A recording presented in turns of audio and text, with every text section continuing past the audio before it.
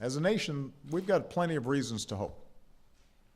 And I just want to end with one story just to give you a sense of what we're talking about here. Roger Brown came here today from Harlem. Where's Roger? There he is, right here. I used to have a haircut like that, but and maybe after I'm done with the presidency, I'm going back to that.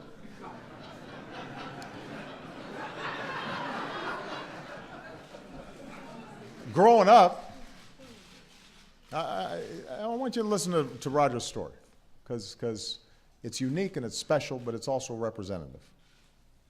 So growing up, Roger spent some time in the foster care system before going to live with his mom, who was working 2 jobs to make ends meet. When Roger was in 6th grade, his mom entered his name in the Promise Academy Charter School lottery and prayed. And Roger won a spot. Now, the way I hear it, Roger, you were still having some problems sometimes. He was the class clown and acting out and almost got himself expelled. But the teachers and the staff did not give up on him. They saw something in him. They kept pushing him. And then one summer, when Roger was home visiting his foster family, he looked around the room and he realized nobody in that room had gone to college. And nobody in that room had a job. And at that moment, something clicked, and Roger decided he wanted something better for himself and for his mom and for his 2 sisters who looked up to him. So Roger buckled down. He went from failing his classes to passing his classes. He became a member of the first graduating class at the Promise Academy. And today, Roger is a sophomore.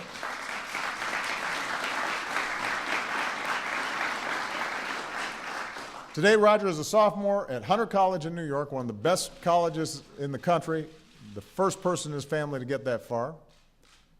And now he wants to go to medical school and become a neurologist. So,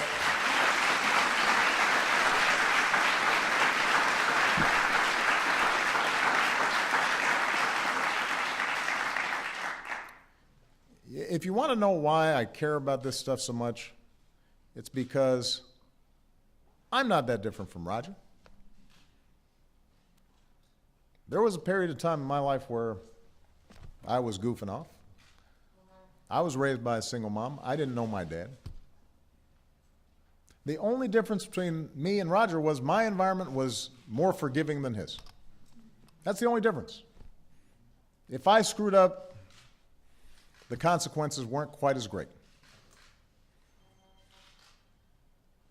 So if Roger can make it, and if I can make it, if Kiara can make it, every kid in this country can make it. But we've got to believe in that. We can't just give lip service to it. And it can't just get caught up in a bunch of political arguments. There are legitimate questions about how the best way to do this is, how we can best make progress. And there are legitimate debates to be had about how big of a role is government in that process, how big of a role is the private sector, and there's no disagreement that there has to be individual initiative. It's got to start inside.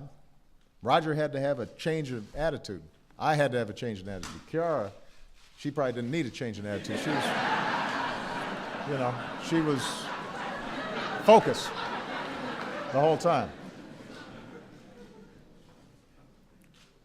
We don't dispute that, but we do know that sometimes we talk about this stuff as if we care, and then we don't deliver. We don't follow through. We don't make the effort. It's not sustained. We lose interest.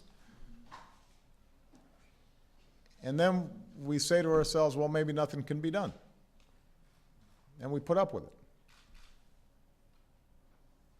And as a consequence, a lot of our kids get lost. And we can't allow that to happen.